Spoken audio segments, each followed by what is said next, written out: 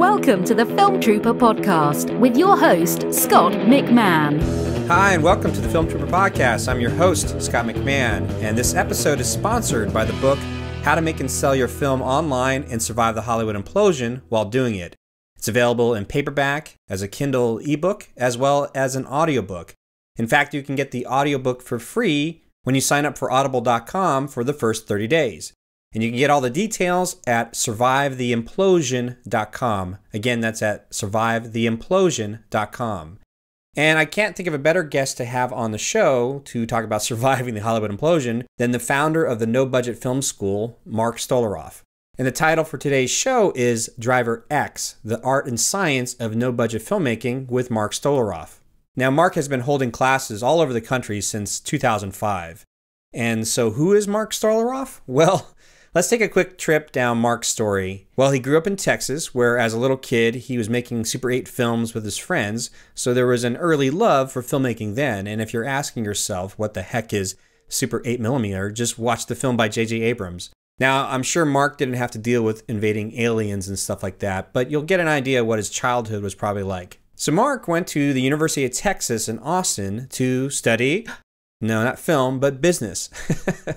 He would later work as an investment banker, but he can never shake that filmmaking bug. So when he moved out to Los Angeles, he got a job with Roger Corman. So he got his first taste of no-budget filmmaking from, the master, Roger Corman. But during one of the earliest South by Southwest festivals, Mark actually went back home to Austin, Texas, and he caught a talk by Peter Broderick, who was announcing the creation of Next Wave Films. Now, Next Wave at the time had a deal with the IFC channel, the Independent Film channel, and Next Wave would be supplying finishing funds to independent films as part of this deal that would be, distributed on IFC. So Mark was super impressed by what Peter Broderick had to say and what was offering, so he sent him a resume. And Mark was hired as an executive and the right-hand man to Peter at Next Wave Films. Now, here are some of the films and filmmakers that Mark got to work with when he was at Next Wave. They actually helped Christopher Nolan finish his first feature film, The Following. Yeah, that's not a bad guy to start out with.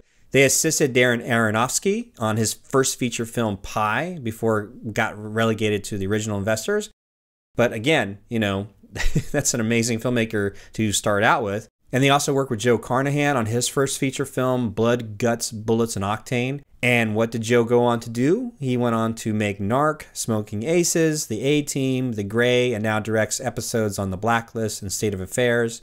So it's not a bad resume. And you know what? The list goes on. So, Mark was there at a prime moment, almost like the second golden wave of independent film. And on top of that, Next Wave had a lot of their films premiere at Sundance, in which Mark attends every year. But it was on the film True Love, written and directed by Henry Barial, if I pronounce that correctly, is that he really got to understand what it's like to work within the no-budget realm. Now, Mark has gone on to produce numerous no-budget films and puts on these workshops around the country helping filmmakers understand the art and science of making films in this manner. Now, I caught Mark as he is neck-deep in the last days of his new crowdfunding campaign for the film Driver X, which is about an at-home dad who must survive the nights as an Uber driver in Los Angeles. I really wanted to dig deep into what Mark's perspective was on the whole world of independent film now, since he's seen the transition of independent film from the tail end of what could be perceived as the golden era to what it is now. Cool. So now that you have a good background of who Mark is, please enjoy my conversation with him here on the Film Trooper podcast. When did you, how do you pronounce Henry's last name? Barial? Yeah, I think that's guess you could say it Barial, but I think Barial. I don't know. I think Barial's fine. Okay. Yeah. He's Cuban American, so maybe there's a little bit of, you could add the little Latino fling to the end of it or something. I don't know. He doesn't care. Now you've worked with him several times. What was the first time you guys met? So I guess we're officially doing this interview, right? Yeah, don't worry about it. I'll tell you what happened was I'm taking care of like all the introductory of your sort of background, and I point you to the two other podcasts that you've been on with Christopher Holland and Dave Bullis. That way it allows people to like catch up and more. And I'd like to try to get into things that you don't have to rehash it. Yeah. So I was curious because you've worked with Henry several times now. What was it like about the first meeting that decided like, okay, I'll continue to produce your next couple of films? It didn't really work like that. We met and I mentioned this on some of those other podcasts, but I was at Next Wave Films. I was, I quote, an executive. It didn't feel like that at the time, but I guess that's what I was. But at Next Wave Films, and we people submitted their films to us for finishing funds, and just about everybody who was making films from 1997 to 2002, famous now, especially were submitting films to us, and that's when I got involved with Chris Nolan's film and Joe Carnahan's film, and met people like David Gordon Green and Mark Forrester and Craig Brewer, and a lot of really people that are big, Justin Lin, people working today, had films that kind of came through Next Wave, Darren Aronofsky, whatever, and so I say they because it was a threesome that made this film somebody. It was three people, and that was the whole team. It was Henry and Stephanie and this other guy, and Jeff, and Stephanie is the lead actress in the movie, but she's like the co-writer. Henry kind of co-wrote it with her, and then he was the director, and then Jeff was the editor and composer, and it was just this like amazing kind of threesome that made this film, this really unique film that didn't have any other crew, and they shot the film for maybe $3,000. We got this in 2000, and we got involved and kind of tweaked it, helped them tweak it a little bit to kind of, we thought it could get into Sundance, and there was one thing that we felt like needed to be a tweak that they probably would never take it if it had stayed that way. And they were nice enough to, they were like, all right, we'll make this change. I don't think they really wanted to do it. And I kind of didn't want to do it, but I think that's the reason it got into Sundance, was this change that we had suggested. And then it got into Sundance and dramatic competition, which is, as you know, is a, crazy and almost impossible thing for this little tiny movie. Yeah. There's only 16 slots, and literally, I mean, they'd spent 2 years and maybe $3,000 over that course of time, maybe. So that's how I met Henry, and I actually became closer to Stephanie.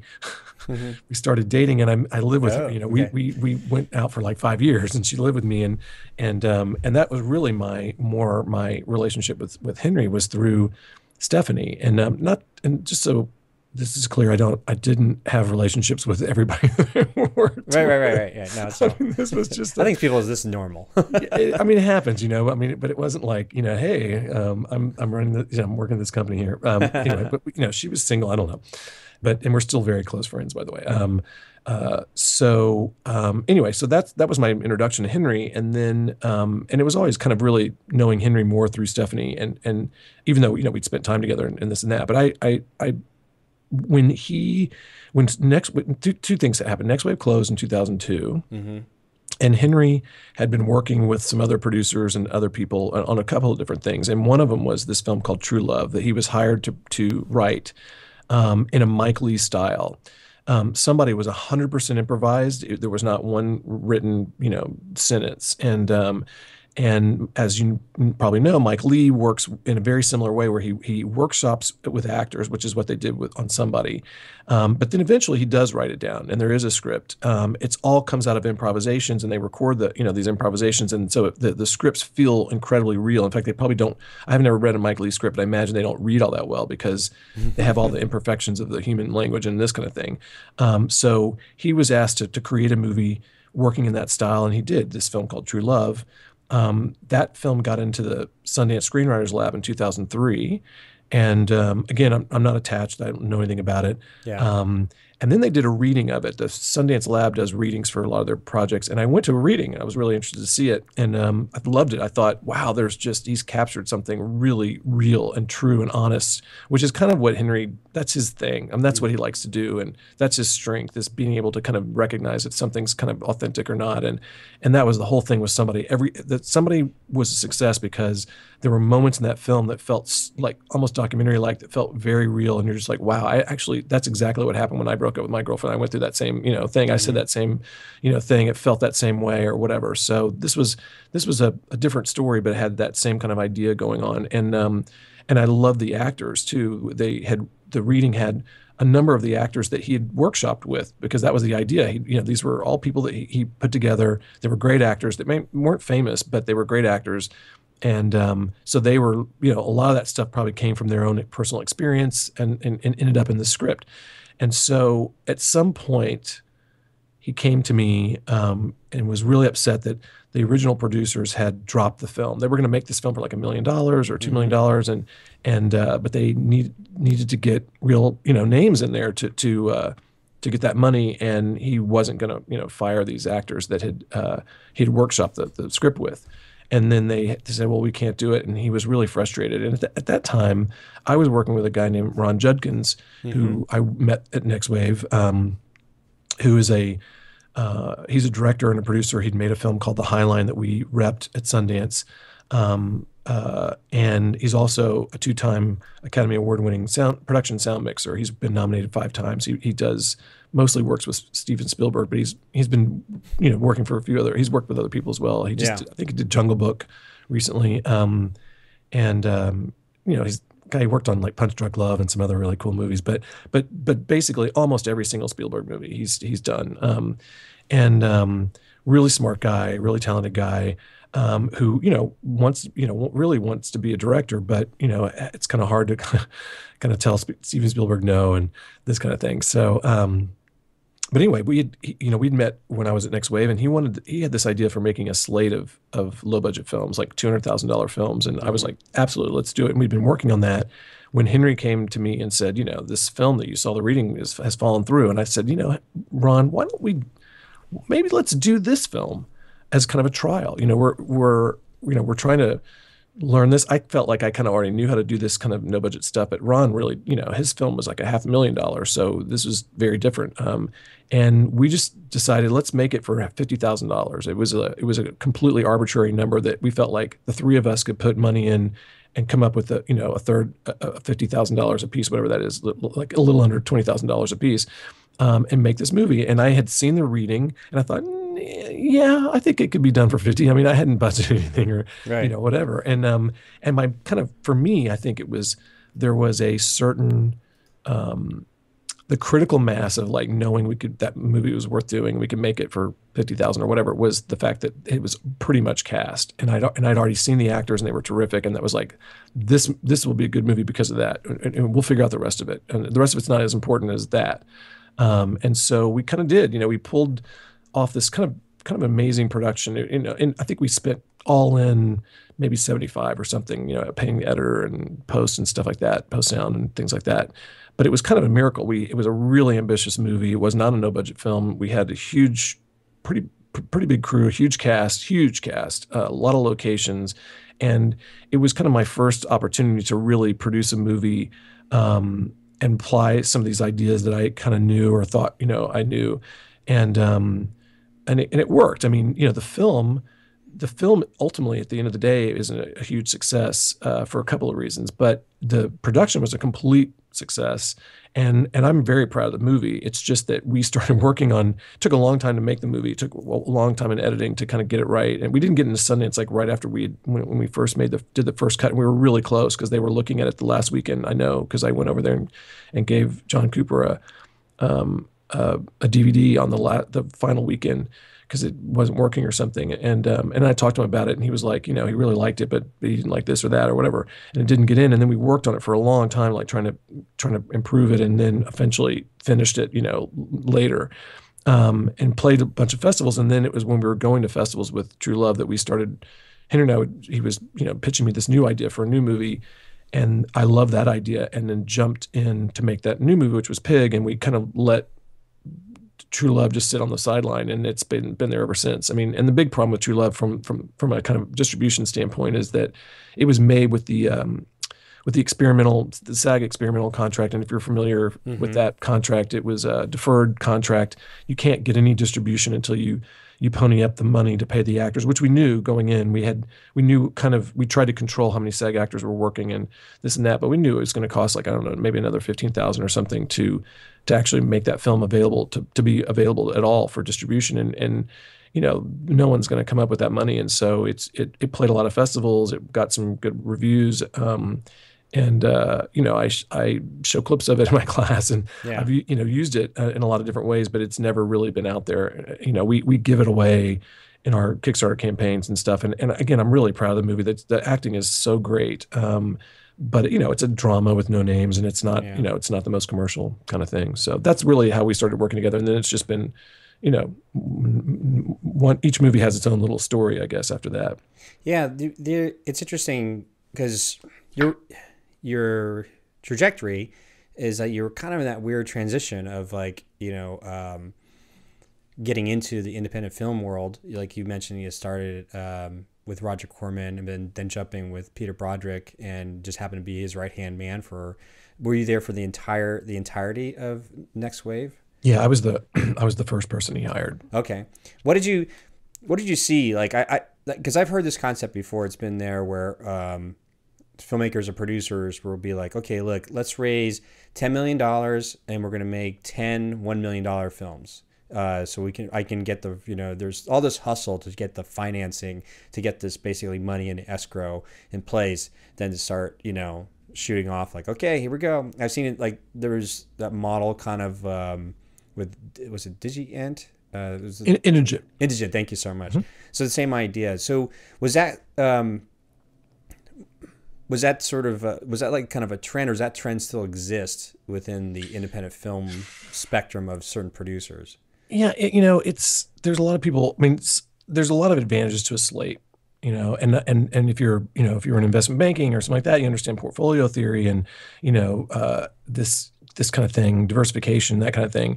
From a kind of the financial people like to run numbers, slate numbers, and it just works better than a one-off always. If you're looking at investment, any kind of investment portfolio. And so that's one reason why people like slates, but it's really hard to do slates. I mean, when we were doing Antic, I knew pretty well what the challenges were that I think that Ron wasn't familiar with, which was things like, and it's harder for me to remember now, but finding, if you're going to do 10 movies, finding 10 really good movies, is the first challenge. And then how long it takes to make a movie. These projections are always like, yeah, we're going to turn it around. Investors are going to start getting their money. It's like, no. This movie could take 4 years. We may be editing this thing forever to get it to it's so hard to make a good movie. And I mean, for Henry and I, it always takes a lot longer than we like to think. Pig took forever. True Love took forever, and Pig took forever, and House of Jack Built took a little less time. But still, you step back and, well, that movie was written in 1995, so it took 20 years. But anyway, so there's a lot of challenges to a slate, and with Next Wave, it was a very different kind of it wasn't like, I don't know exactly how IFC kind of ran the numbers, but I know some of the things. I mean, they had an idea of how many films that we would get involved with and how much money we would spend each year on each film. And then of course there's overhead and all these other things. Mm-hmm. And then they had some competitive advantages in particular with our particular company, which were things like they were going to get some back end and they were going to have the library rights to these movies. And they were interested in building a library. That was one of the, I think maybe this is inside secrets or something, but it's, so long ago. But I think the way it worked for them was, we're trying to build a library of great independent films. Maybe we can make a profit doing that. It's like Kickstarter. I'm trying to collect email addresses. Maybe some people will pay me to give me their email address. Right. Which is the way I see Kickstarter sometimes. But and so for them, it was like, if we can make money on each individual film, that's great. But at the end of the day, we're trying to build a library anyway. And we're going to end up with with a library. If we do 5 movies a year for 5 years, that's 25 movies or whatever. And so that was the way. And also, we, as part of our deal, they had a cable channel, and we got those rights. Those were part of the deal. They got the cable rights for free. That was just the deal we had to make with filmmakers. And so I think on paper it looked great. What ended up being really difficult about it was, again, finding 5 good movies that you want to get involved with didn't work out that way. And 2, you just spend so much more time on each one than you think. I mean, I spent 4 years or something working on following, because there's all these different things that happen, and we have to keep our staff lean and mean. I mean, the staff grew, but it was still small, and you can't do a terrific job on every movie if you've got that many movies, because you're never just like getting involved, kind of half working on it. It sells at the first festival, and then you walk away. You're always, I mean, they're like your kids. You're always like, spending time with them. So it was a much more difficult model to manage than you kind of think. Even though we were positioned really well. Peter really knew how to do this. He also knew just really well. He was really good at looking at a movie and going, this is a movie that will work for what we're doing. Like the first film that we got involved with unofficially was Pi. We looked at Pi, and Peter said, this is going to be the first movie. And we showed it to IFC, and I think they were like, what? They just didn't get it. And this is, imagine Pi several months before Sundance. This was 8 or 9 months before Sundance. And it was so different and unique, which was what we were looking for. And people don't recognize that. And I mean, it's hard to recognize that stuff. You can look back and go, of course, Pi, but not in that stage, not when there are other people talking about it and this and that. And it just, so he just knew instinctively, this is it. This is our first movie. And we worked on the movie for several months. We had a deal, a short form deal in place, that we signed.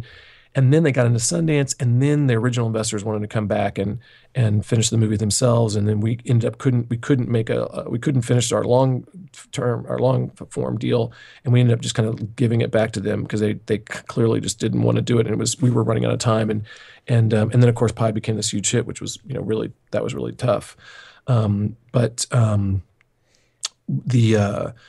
movie like that would be Blair Witch Project, which we were following for a year and a half before it was submitted to us. I was the first person at the company to look at it. I was really excited about it because I've been talking to Greg Hale and for a while, and that movie like kind of blew me away. I mean I was sitting in my apartment. It was cold. I was like getting chills, and I was like, is it because it's cold or because I'm actually scared? And that was a film that was not easy to decide that was going to be a big hit. I mean, no one thought it was going to be a big hit, first of all, but it was just for us to get involved. It was like, well, I don't know. It's not an art film. You can imagine certain people liking it, but those people don't go out to see little movies. The kind of party of five crowd was the way I used to describe it. And so those are not easy decisions. And we ended up, deciding we wanted to get involved with that film. And we're working, to work out a deal. And then sure enough, same thing. They got into Sundance, and then someone involved, a brother-in-law or whoever, stepped up and said they wanted to pay for it, and there were less strings attached, and then we didn't get that film. And then of course that was brutal. That whole experience of like, wow, look how successful this movie is, and it could have been our movie. Yeah. And we recognized that too. And when other people, had been passed on that movie before it got into Sundance and whatever, but those are the kind of experiences you have. And they're films that we just completely miss, where, I won't mention, but they came through our doors and we saw them and we were like, yeah, whatever. And then they became big, that was very rare, but it did happen once or twice. And then you have films like George Washington, where you go, wow, this is great. Should we get involved? This is a talented filmmaker. We kind of did some work on it, but we didn't really get involved. And that would have been a nice film to have in our hat. It wouldn't have made us a ton of money maybe, but it would have been just nice to, and there were a lot of films like in that category that we didn't get involved with. So I don't know. It's a tricky it's a really difficult business to be in, doing that kind of stuff. Let me ask you, with the, because you were boots on the ground, your hands were messy from that era of like, there's still like harkens back to sort of like maybe it's like the second wave of independent film gold. Like maybe the first was like the early 90s and stuff. This like the second wave. Yeah. There seems to be, if you kind of a little bit like looking back in history, there were sort of these champions of the independent film era of like the John Slosses, the Ted Hopes, the Peter Brodricks, things where that, like you said, like there's a bevy of talent that came through like Next Wave, and like there was a bevy of talent that came through earlier in like the formation of Miramax and so on. You've seen it then. You're in the middle of it. What is it now? Like, it's so, with so much content just barfed out all over the world. Like there's just so much now. Where do you see, or there's chatter or talk or people identifying with sort of the next wave of like champions that help discover that next wave of independent filmmakers, or is there's no rules now? It's just like whoop. I'm just curious, like what you've seen, where we are now. Of what you've seen the progression of. I think the answer to that question starts with where these things end up going, because back in those days, there was one kind of path, or there were maybe two paths for these for creative projects. And now there's a million paths. And so it really kind of comes down to, to get discovered or to make something really great. I mean, it's not now just a low budget feature that gets into Sundance. It might be a YouTube channel that's filled with, it could be a web series or just like short form YouTube stuff, or maybe some kind of TV thing or whatever. I mean, I think that's what it's so splintered and so what's the word, fragmented, that I think it's hard to answer that question from both sides of it, from where you find the talent and then from where and what that talent's going to be doing and creating, and where that going to end up. Because it's certainly, if you're talking about, I'm really just interested in finding the next, Paul Thomas Anderson, or so. Let's pick your favorite kind of arty filmmaker, who makes movies at a higher level now, but they're still considered kind of artistic. Or Rick Linklater or someone like that. Then I think you can still go back to the old places. Sundance is still a great place for that. Sundance still programs these movies and I go every year and I try to see as many of the next films as I can, because those are the ones that are kind of fall into what I try to do. So those films are still very, quote, difficult. They're not commercial necessarily. You have a couple, like Obvious Child, that's kind of commercial, but a lot of them are not very commercial. They're artistic. I mean, like James White, is a film that kind of broke out a little bit, not much, but a little bit from the year before. And that's not an easy film. That's not a commercial movie. So if you're looking for that kind of a talent, then I think the Sundance Pool, South by Southwest, these kind of film festivals are still the place to kind of go. And then you find these people that can make a certain kind of a movie, and they'll never make something maybe very commercial, or who knows. I mean, I'll look at Colin Trevorrow. That may be wrong to say that, but there's just so much more content out there that to limit yourself to that. I mean, there's people that are creating stuff on YouTube that have nothing to do with that kind of artwork. So I think you can be kind of anywhere. It just depends on what you're kind of looking for at the end of the process, at the end of the day. What was this is kind of a loaded question, but like, what is from all those experiences, like working at Roger Corman's studio, working with Peter Broderick, working with all those upcoming, future superstar directors, during Next Wave, and watching the transition, coming out of like 2002, as we got, at the last few years, it's just the advent of the internet, the advent of the crowdfunding, all these types of things. From those people that you've been working with for so long, has there been a common thread amongst those who have succeeded in what we, from the outside perspective as filmmakers, going, oh, I would love to have a career like, Christopher Nolan, or, Darren, I can't pronounce his last name. Thank you. Or like all these other particular directors, like, is there a common thread that you saw while you were in the midst of it, now that you've, it's been several years removed from it, that you can take away that still holds true to you, that this is something you can learn that maybe you could pass on to the I think it is a hard question, and I don't think I have an answer. I mean, like, for instance, when I was working with Chris and he was living in a kind of shitty, one bedroom apartment with Emma, did I know that he was going to be the next Spielberg or something? I mean, we knew he was talented and he was incredibly smart.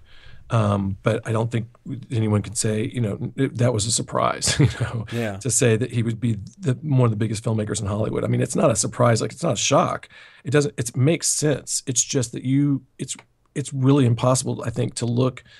And there were other talented people who didn't reach that point too, where you just kind of go, well, what's the deal there? I don't know the secret to that kind of success. I mean, again, he's a genius probably, and he's very focused. And we talked about focus earlier. Yeah. He's incredibly focused, and he has people around him that help him be focused. I mean, Emma's amazing. She's she's so sweet and warm and smart and whatever, and she's definitely like one of his secret weapons. But he and his brother, and he has other people around him. But and David Gordon Green, completely different type of person. Yeah. Was very friendly with David, and I'm still friends with him, but I don't see him like I did back then.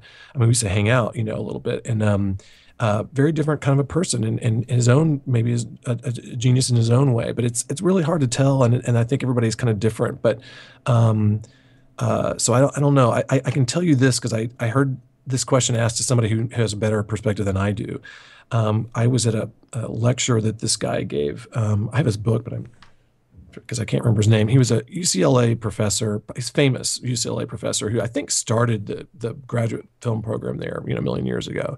And he had written a book finally about, it's a kind of an interesting book about his experiences. And it's little nuggets. It's just like each chapter is like maybe a page and a half of kind of nuggets. And he did this great lecture about kind of what all successful movies have in common kind of thing, which was really interesting.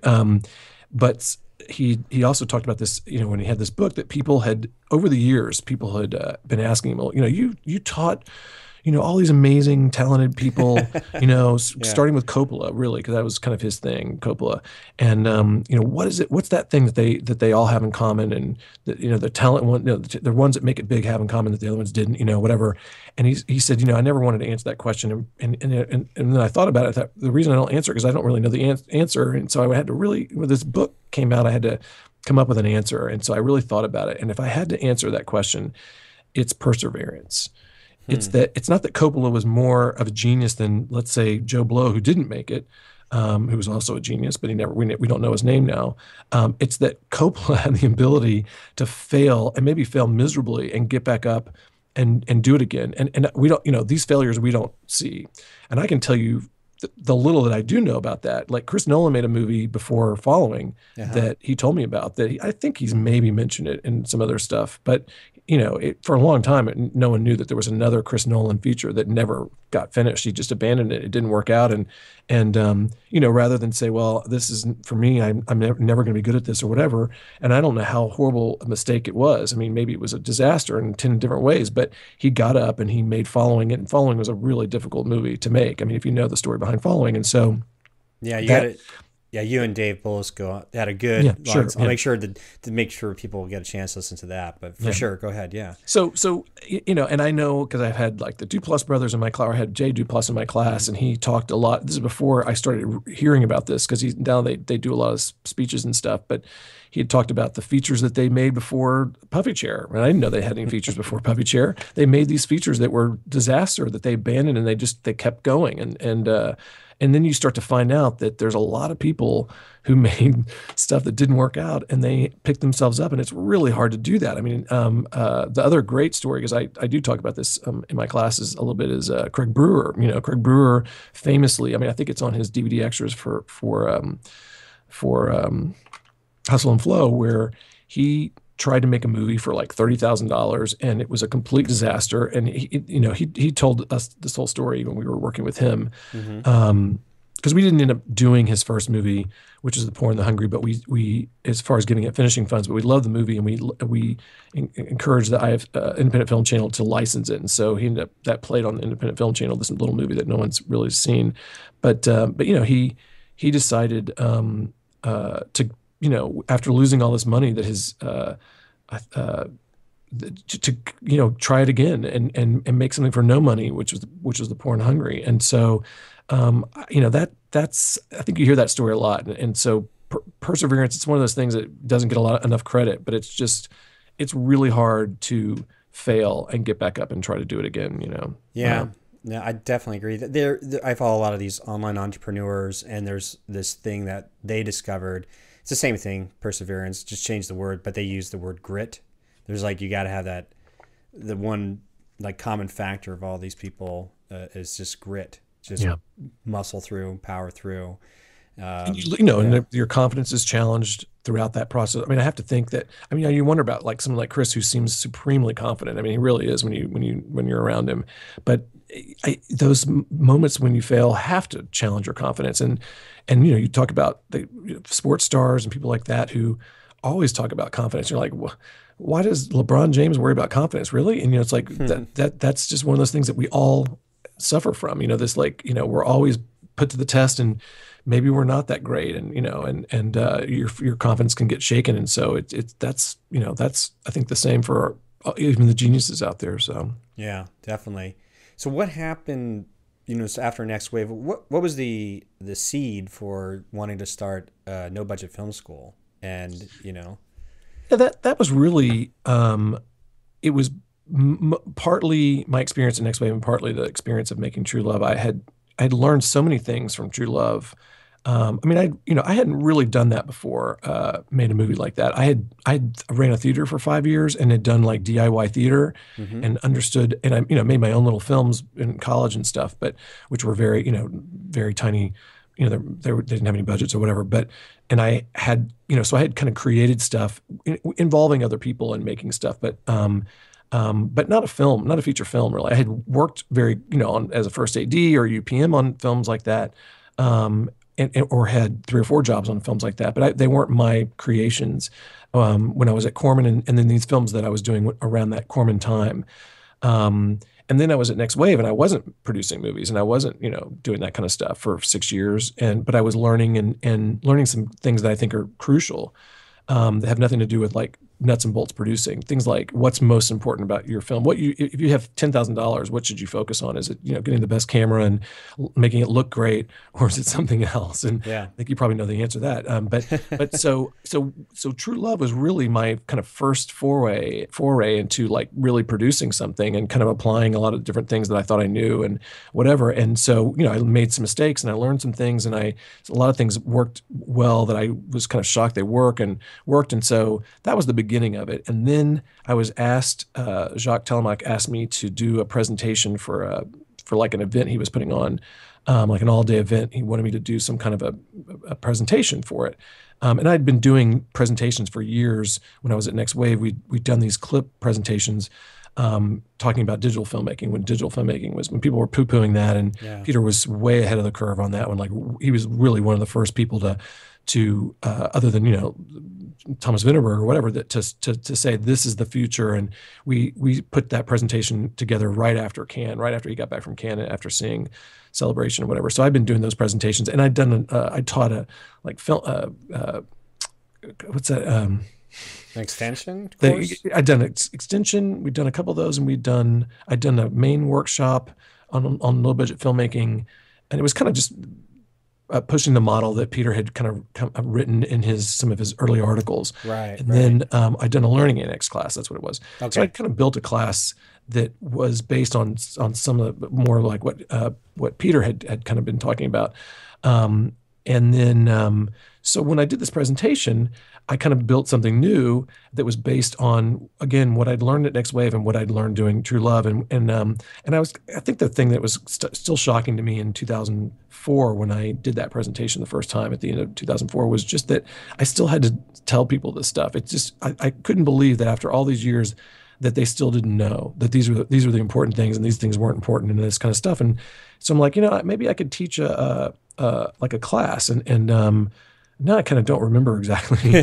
But at some point I said, I'm going to teach a class, and it's going to be a 2-day class, and go to Raleigh and do it. And I remember I had also done something for Film Independent around that same time that kind of forced me to put together some materials that I ended up using in the class as well. That was when I was already decided to do the class. So it was around that time, and it really came out of also just having this knowledge that I thought was useful. I thought people still didn't know. And getting kind of paid to know it, because when you make your own movies and you know that stuff, you're not getting paid to know it. You do a lot of work and you don't ever get paid. So it was like I can monetize some of this kind of unique knowledge that is hard to monetize any other way. I mean, it's not like no studio is going to hire me to work at their company because of the stuff that I know. And so the great thing about No Budget Film School is that it not only allowed me to kind of quantify some of those things. And it's a lot of stuff from what Peter had come up with in the early 90s, mixed in with my own like observations, and then refined over the years. And now I have kind of my own. Now I can't even remember where I got some of the stuff. Like, did I come up with that, or did Peter come up with that? Who? That's a really brilliant little thing, and I can't remember whose idea it was. But I love teaching that class, and I wish I had more time to spend on No Budget Film School. The joke, if you've ever been to my website, is that, I'm say I'm going to have a new website, and it's true. I've already spent the money. I just haven't had time to do it.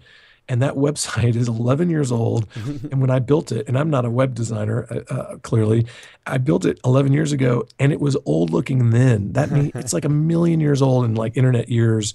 This really ugly website that, that has good content on it or whatever, but I've just been so busy the last several years that I haven't been able to, and this is like part of my problem with delegating. It's like, I kind of have a vision of what that site should be and blah, blah, blah. And I already spent the money on this thing.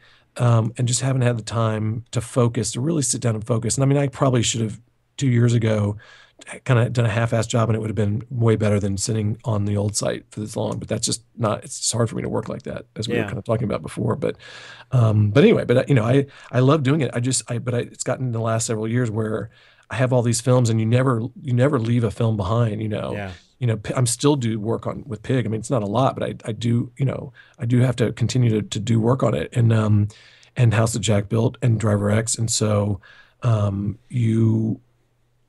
working on a new movie that I'm prepping for June. That's not with Henry. This is something I was hired to do for the kind of the first time, but, and you just get busy, and, I teach a class, and then I'm right back into the other stuff that I'm doing, and I never get a chance to really, if I could take like a year off, I could build a great website, maybe do an online class, all these things that people do now. Yeah. I just haven't had time to do. And my class is kind of built, and I update it, each time, and I have guest speakers that come in, and there is work to do each time I do it, but it's certainly not like building a whole new class. I have ideas for a whole new classes. I just haven't had time to really sit down and build them, and I want them to be great, and that kind of thing. So, is a No Budget Film School, is it normally like a 2-day session, or is it like a 1 day or two? I think it's a 2-day, right? You have like normally like on the first day you offer these sort of concepts or strategies or topics before you get into sort of like the nuts and bolts on the second day.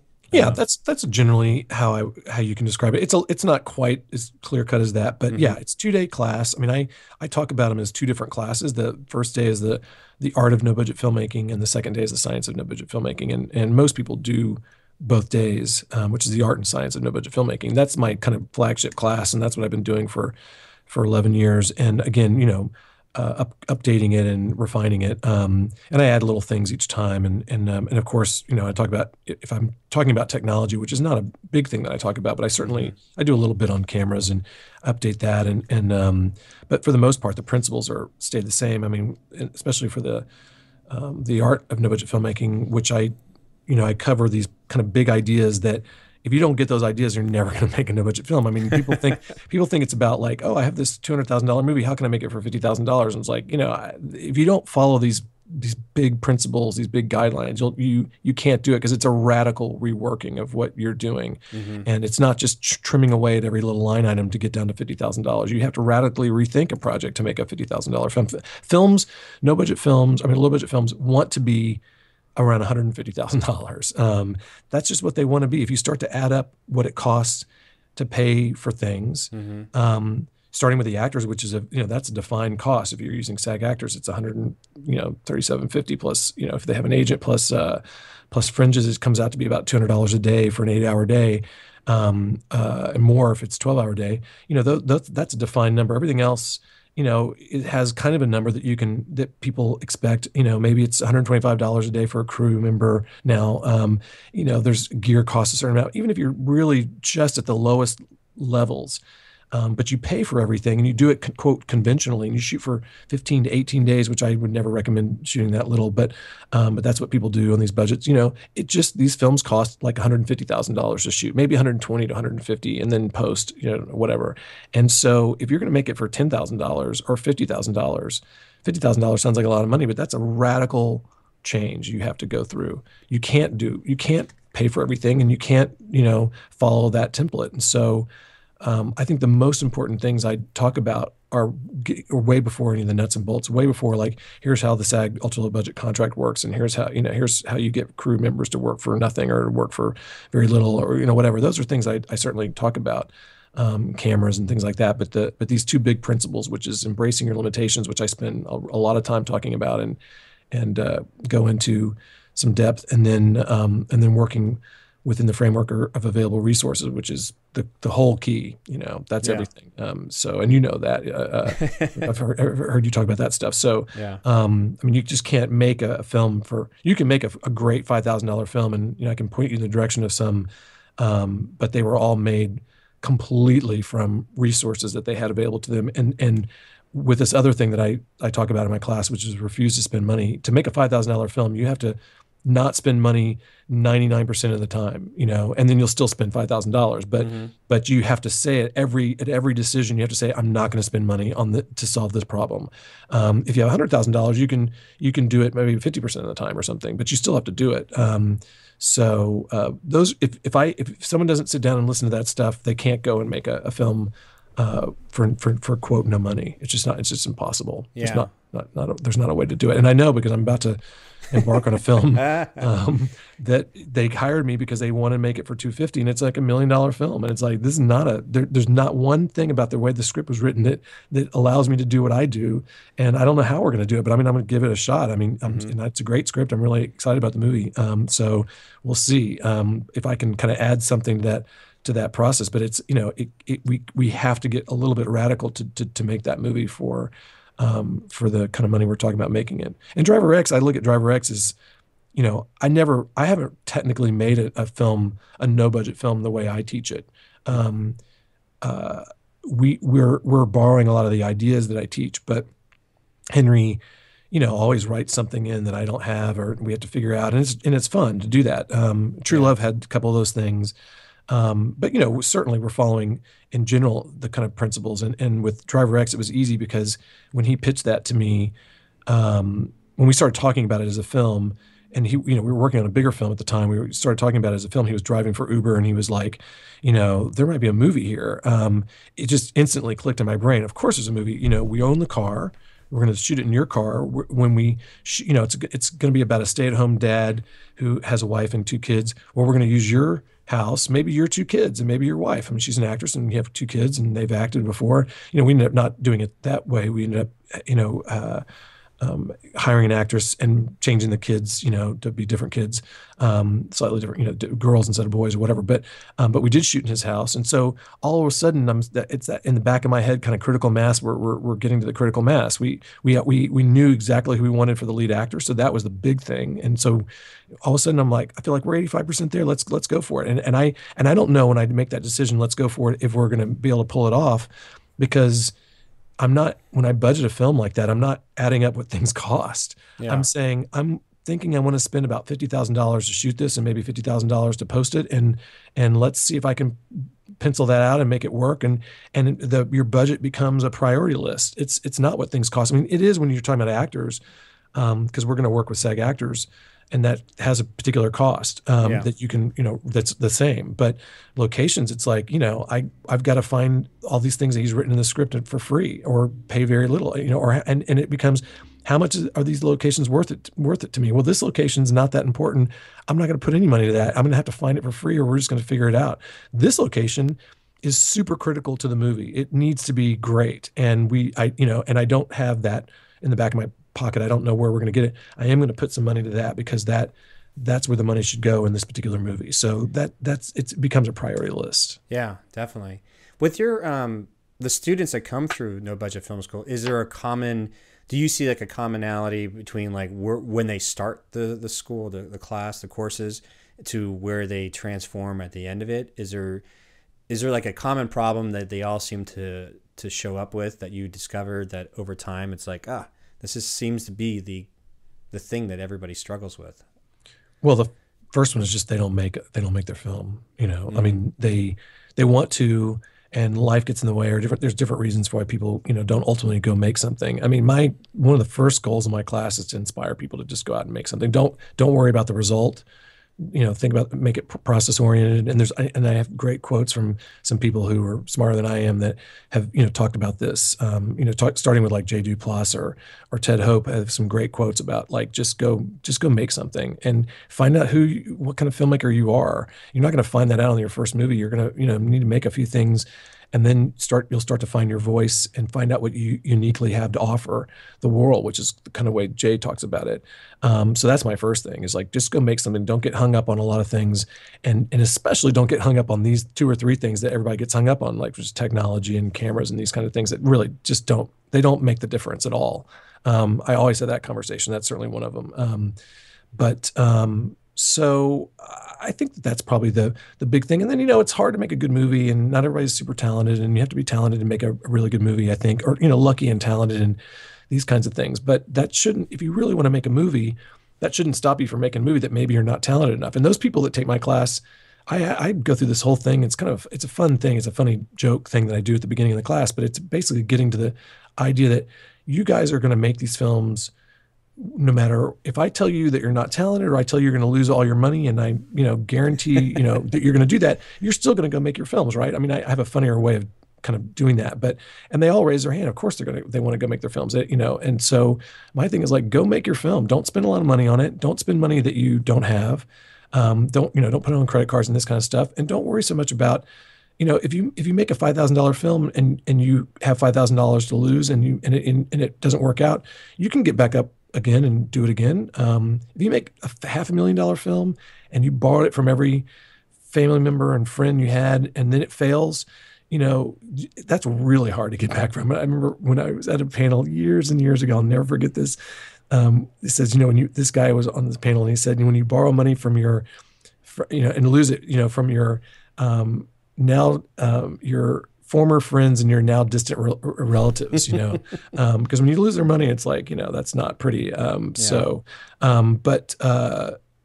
Some people, they go out and they make stuff and they send it to me. And I mean, I'm always love to see my students and see what they're doing. And sometimes it's not that great, and sometimes it's pretty great. Blake Robbins, who's one of my favorite, one of my star students, star pupils or whatever. And he's a veteran actor who took my class and was getting ready to make a movie, and went to Kansas and shot this thing for very little, and wore a ton of hats. And it's a great movie that's called The Sublime and Beautiful, and got into Slam Dance and got distribution, and then maybe the kind of real prize that you're after, which is not money. I don't know if that movie is going to make its money back or not, even though they didn't spend very much. The real prize is that he's in post on a $3 million movie that he was hired to direct off of that movie. So this is actor who'd been only known for playing certain kind of roles and stuff, wrote and directed a movie that probably a lot of people haven't seen or heard of, but it got him the opportunity to do a bigger movie. Mm-hmm. And also from the acting side, because he's the lead actor in Sublime and Beautiful, he's, people look at him now differently as an actor and go, wow, he can really do this, because he was, doing a different kind of role. He's a character actor that was always kind of cast a certain way. And so, those are the opportunities that, I try to tell people that's what you're after. You're not after fame and fortune on that first movie. It rarely ever happens. It happens enough for people to hang on to that idea. But it, mostly these people that are successful that we all talk about, made something that we haven't seen that got them to the next level, even though that film that got them to the next level, most people aren't even familiar with it. So, yeah, definitely. I think I definitely, as we wrap up here because now you have tons of stuff going on, I definitely want to get into Driver X. But before we do that, it's interesting the working relationship you have with Henry, because like you said, you first saw somebody, and that got into you guys. I apparently got to help get that into Sundance, and then I'm assuming because once you get like in that little family of Sundance, it seems from the outside perspective, once you get your in, you have a better shot if you network correctly that you like, for Henry to be invited to like the screenwriters lab and work on True Love there. Like you said, it was workshopped where you got to see it in this full production, and you're like, mm-hmm. Okay. And that was interesting because it was like 2004, I think. That's so there were some major transitions. Like you said, Next Wave had then dissolved. The independent film scene was changing. Digital was on the rise.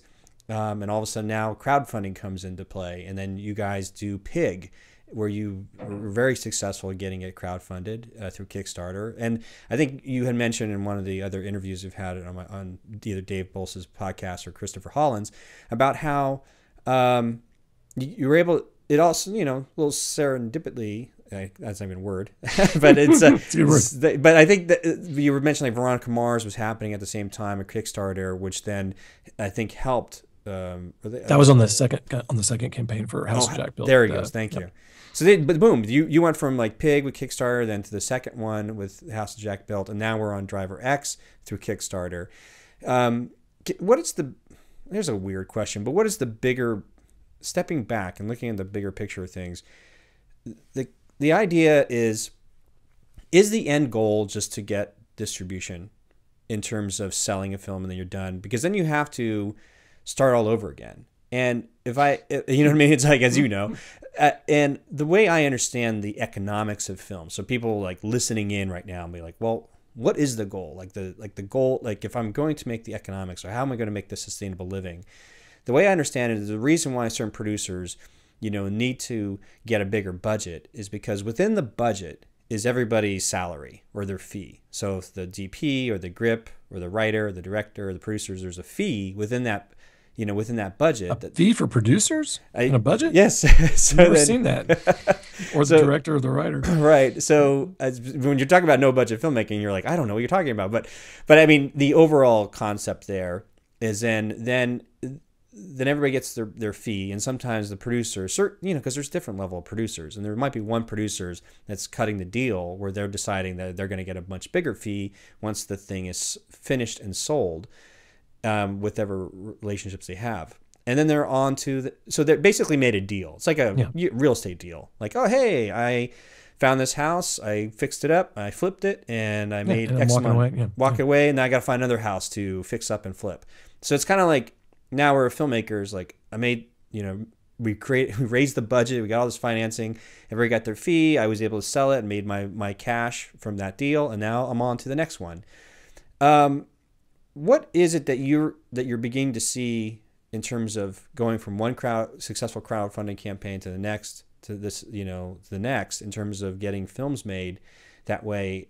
Is the goal to just get it sold so that they get some money back or is there something more sustainable that you're beginning to tap into that allows you to, I don't know, like we mentioned earlier, to have your slate of films, that kind of thing? Yeah, that's a really good question, because I don't think a lot about it, to be honest, and know the answer. I mean, it should be an obvious answer, but I think it's probably, for Henry, it'd be easy to say, Henry would love to be directing episodes of, Better Call Saul or some TV, some great TV show or something. Notice I slipped the Better Call Saul plug in there. Oh, no, we're going to get to that. Yeah. No, I'm just kidding. No, it's good, though. I mean, it's a great show. He has 2 kids and a family and a mortgage, and he would love to, be paid to direct. And he's a terrific director, and he's a great writer, and he should be getting paid to do that stuff. So, I think every time we go out, we hope that the film will be successful enough. And look, it doesn't help that he's older.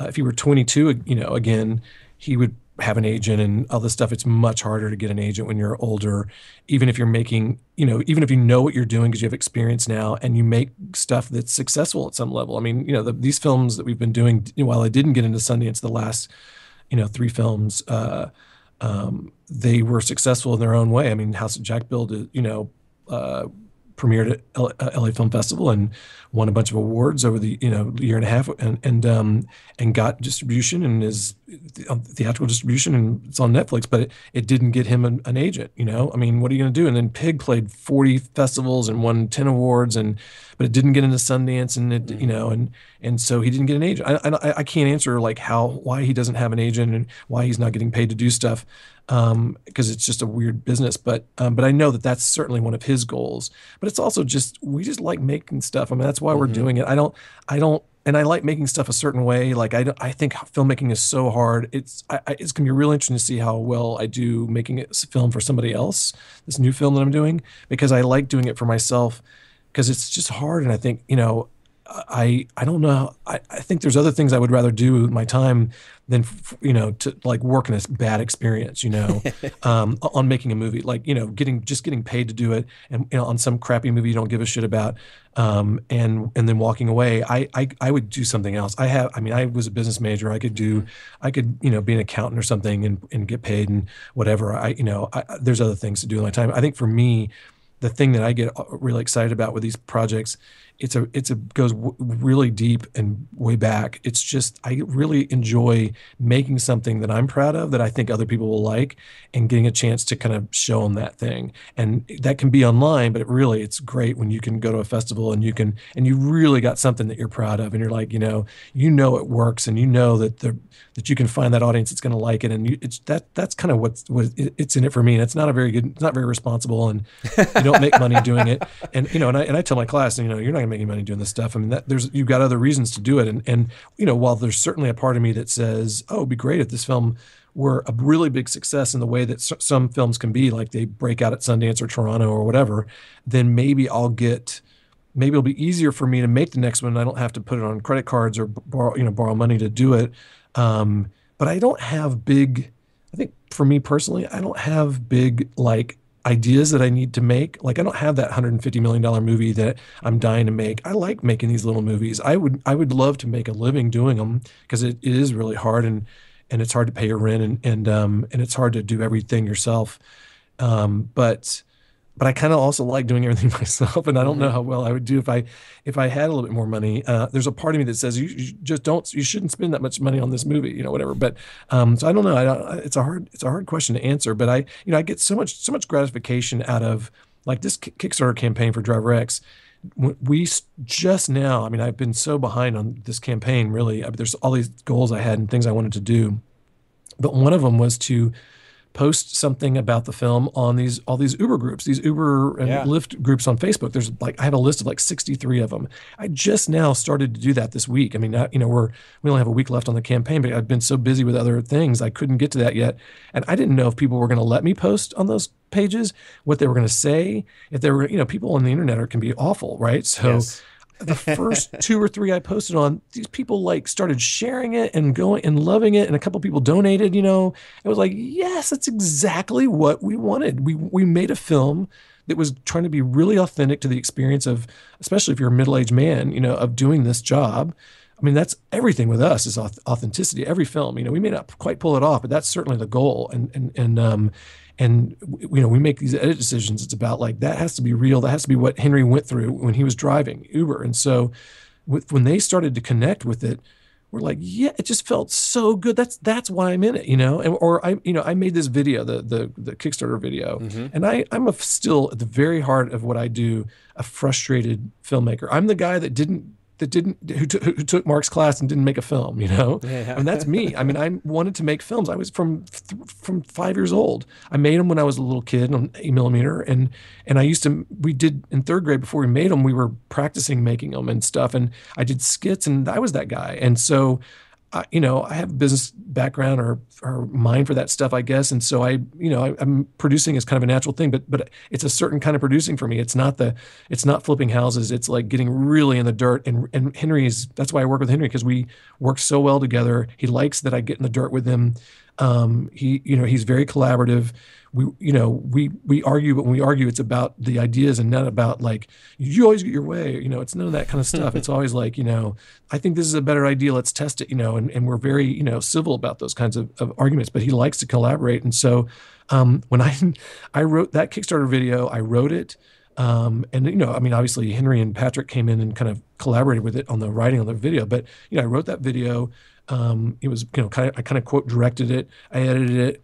And when it started getting really good response, it's that's why I do it. Just even that silly 6-minute, video, I love making that kind of stuff. And when someone actually tells you it's good and you did a good job, that's everything for me. And the fact that it actually is helping bring in some money. I assume it's helping bring in some money or get people excited about the film, because that's probably the number one reason to do a Kickstarter campaign, is just to get the awareness out there. But that's even better.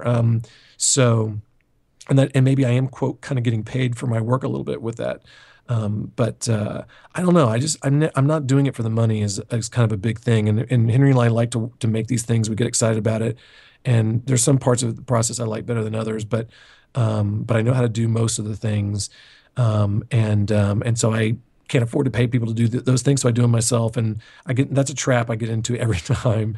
But but that's, what are you going to do? And so, I mean, on this new film, where I'm just the producer, I'm actually hiring a line producer. I don't even know how you work with a line producer. I don't know what they do. Or a production coordinator, all these people that supposed to help you out. What am I supposed to do if I have all those people working for me? What do I do? I just don't know how to work that way. But we're going to see. It's much more sustainable. What I do, we only make a few films. They happen every several years, because the way we make them, it's not flipping houses. We're not walking away from them. We put everything into them, and there's no one else holding the bag. I can't walk away from Pig, because there's no one else holding the Pig bag, and I am the only one holding the Pig bag. Henry can kind of walk away because that's not his job, or Alex, my co-producer, and Alex still helping. We're still dealing with Pig. Our foreign sales company went bankrupt, and now we're dealing with the bankruptcy stuff and figuring that out. So Alex is helping with that. Which is, that was a tragedy, because we actually did make money, and then we didn't get the money because the company went under. We made some of it, but anyway, that's a whole nother story. But so yeah, I'm holding the bag. I'm responsible. I'm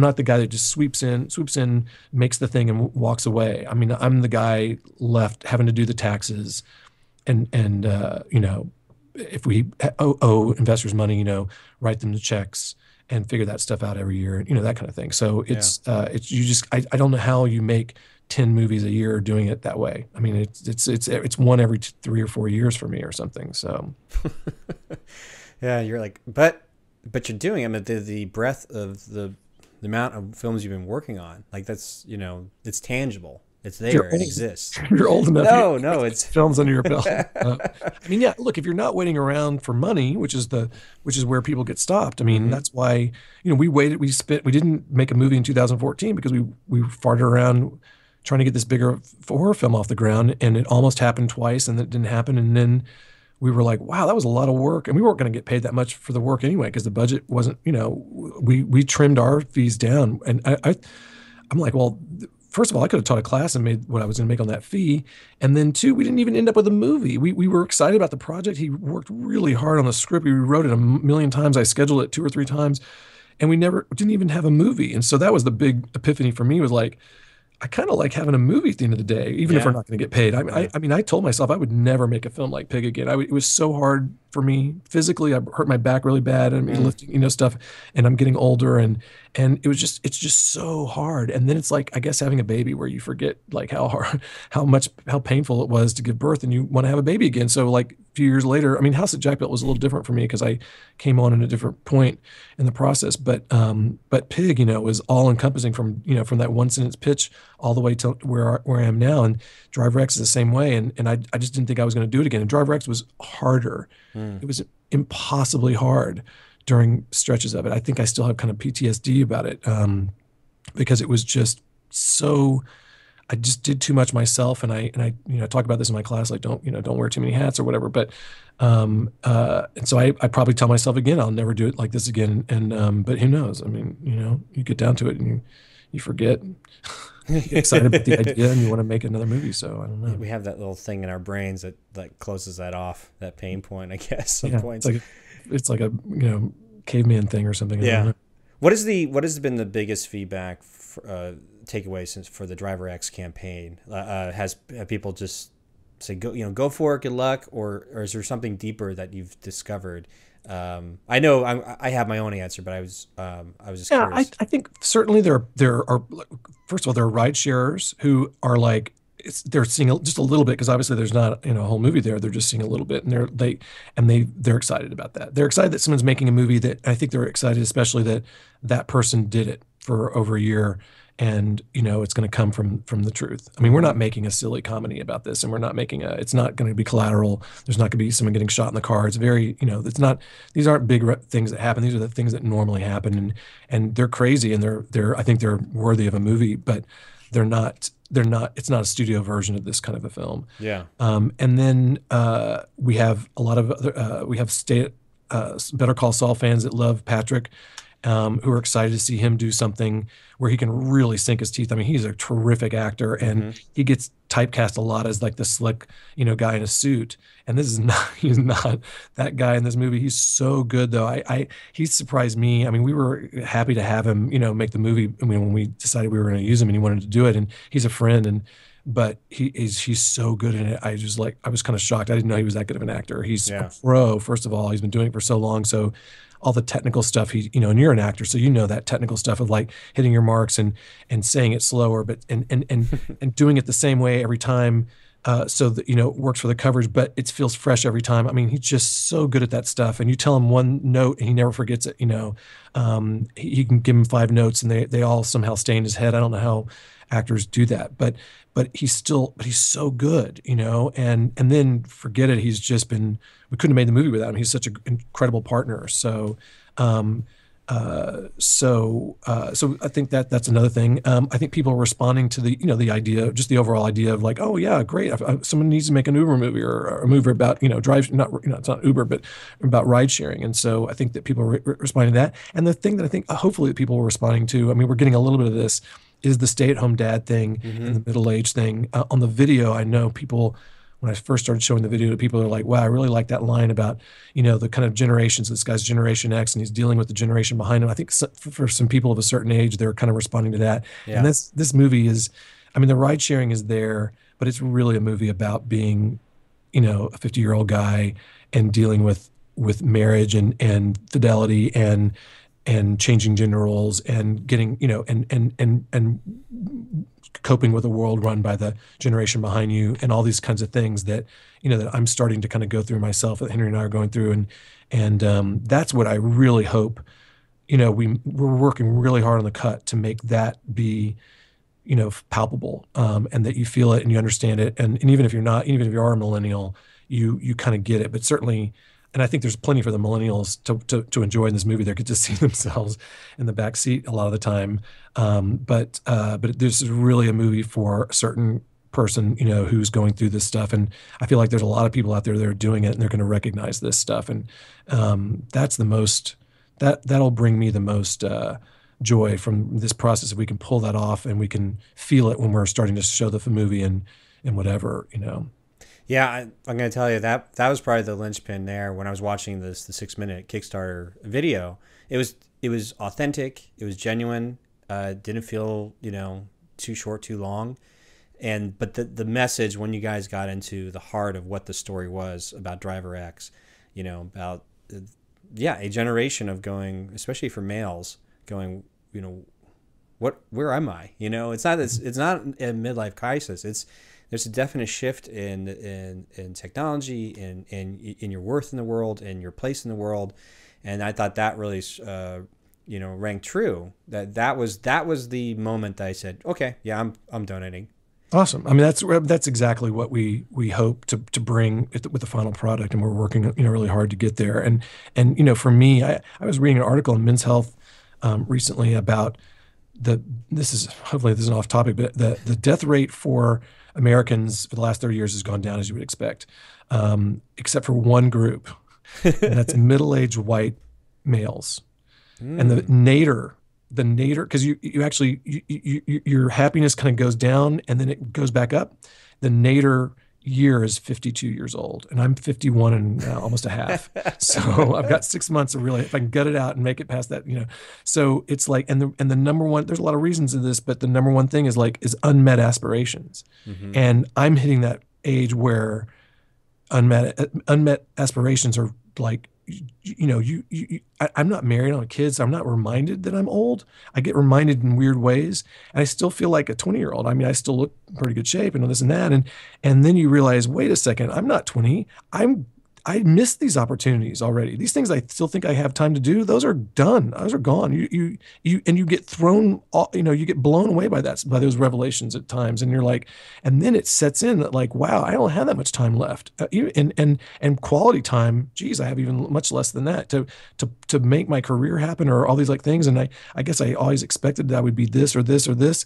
I mean, I know a lot of people go through that, and so, we want to connect with those people, certainly, Mm-hmm. It's not all about that, but we want to make that visceral, I think, when it is about that. Well, that's why I think like you hitting up all those ride sharing groups and stuff like that. I almost guarantee you there's maybe 50% of the drivers can relate to that specific of a story that you guys have that you presented to Driver X. It's just well, I've driven with Leonard's. That's Leonard's the name of our lead character. I drove with a guy who was absolutely Leonard. He was about the same age. He had kids. He was driving and he was going to clock off and go pick up his kids.